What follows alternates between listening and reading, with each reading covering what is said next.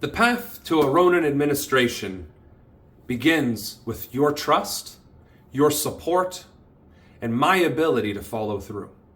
My name is Samuel Ronan, and I'm running for President of the United States within the Republican Party.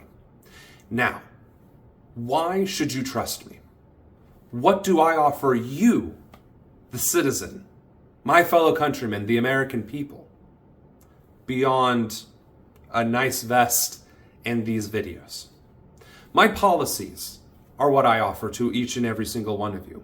My vision is a vision that I will have to live with for decades to come, that my children and one day grandchildren will have to live with, and all the generations thereafter. I want to ensure that we have a country that all of us can be proud of, that we can all work together to build, to create, and to maintain, so that we do not have to endure and suffer the way that we have been for decades, if not centuries. And in this way, we can build something that we can take pride in and that we can share and hand off to the next generation without fear of it being taken away, without fear of being cast aside once the torch has been passed.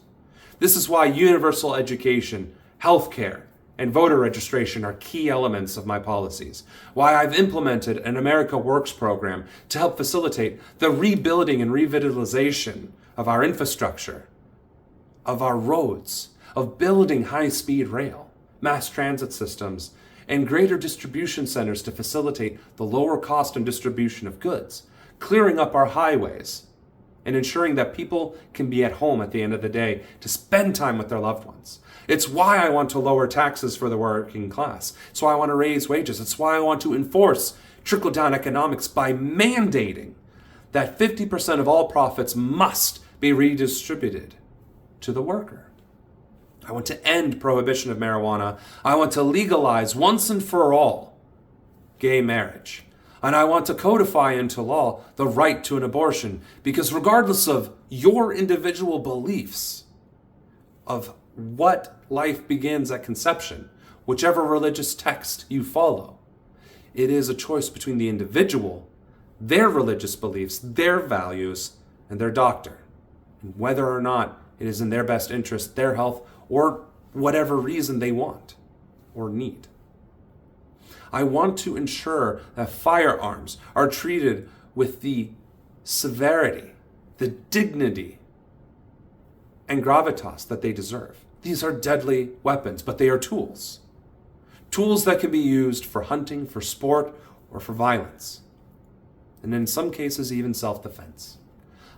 But what we cannot do is allow any person, regardless of background or demographic affiliation, to just simply purchase firearms and potentially be an ex-school shooter, active shooter, terrorist, domestic organization. We need to ensure that if you buy a firearm, you are responsible with that firearm and that you will be held accountable and that you know what those consequences will be if you brandish a weapon, if you use it against someone else, or God forbid, murder someone. Finally, we need to address our foreign policy. We cannot aid and abet ethnic cleansing and genocide. We cannot support all these proxy wars. We cannot continue to destabilize sovereign states so that we can take their natural resources. And of course, there are a myriad other number of social, domestic, and foreign policy issues that I'm not going to enumerate, but that can be found on the website. It is these values, these policies and convictions that you should, at the very least, take consideration into my campaign and my future candidacy.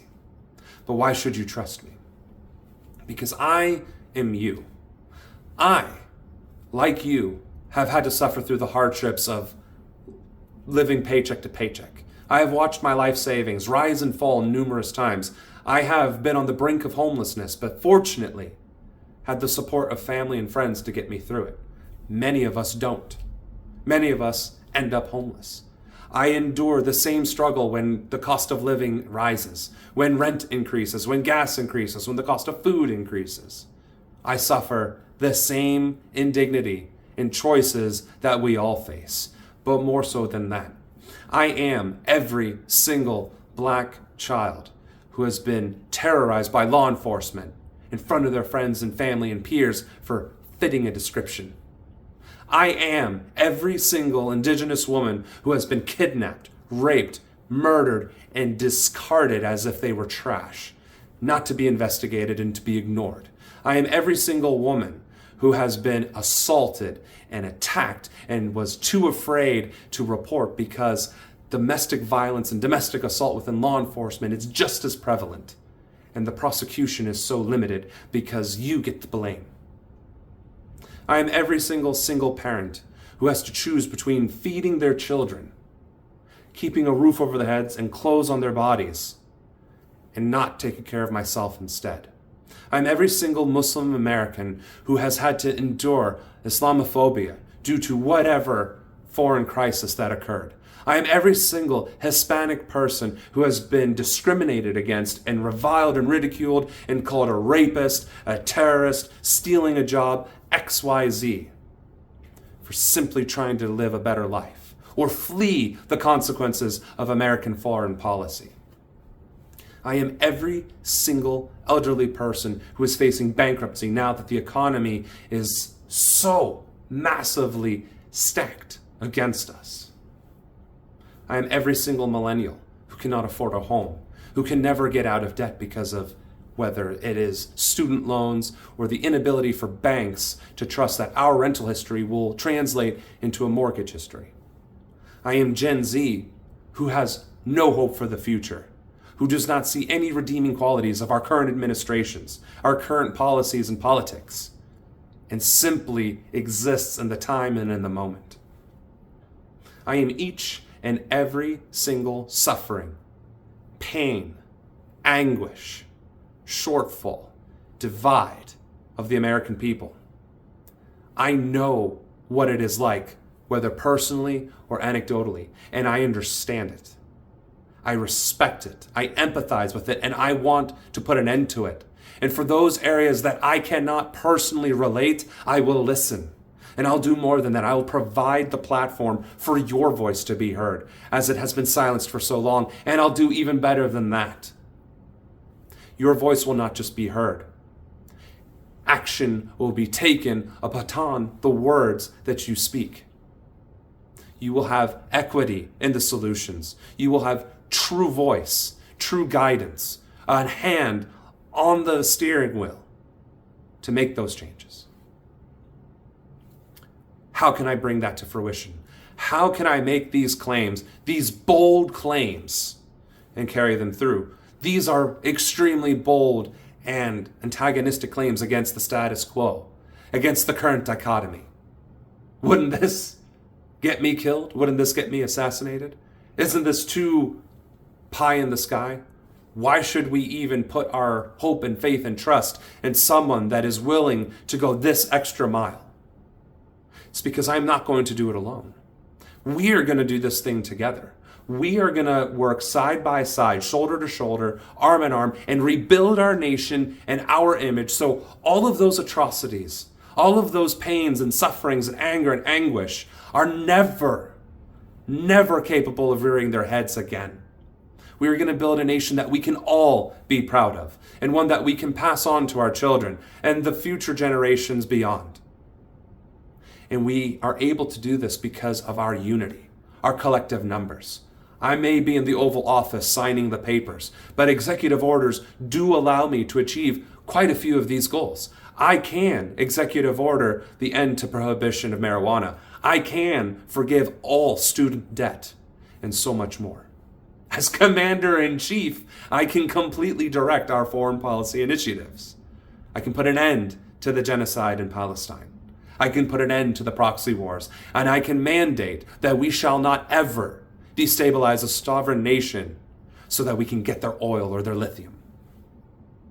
These are things I can do with the stroke of a pen by myself, but with your voice, your support, your ability to stand beside me, we can build a national high-speed rail system. We can rebuild our infrastructure. We can make a free internet, a free communications, a publicly owned electricity and water and other public services and works.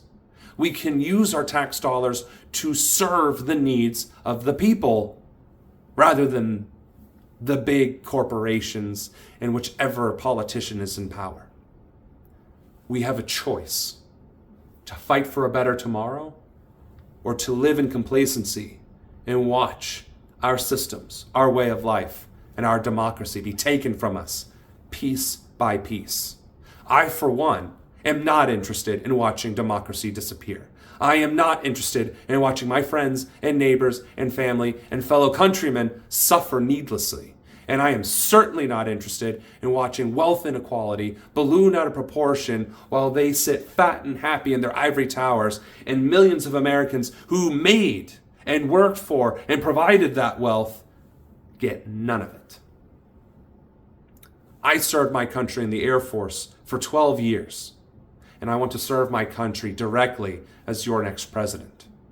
And throughout that entire time, the only guiding light that I had, that I focused on, was that vision for a future where we all can live in true equity, not simply equality, not simply having access to, but being able to thrive. All of us being able to prosper, to unite our diversity rather than treating it as adversity. And for that to happen, we need to work together. And that is the trust you can put in me, because I will be working beside you, not in front of you, and certainly not behind you. I will be working with you. And in so doing, we can make each and every single one of these dreams, these visions, and these values come true.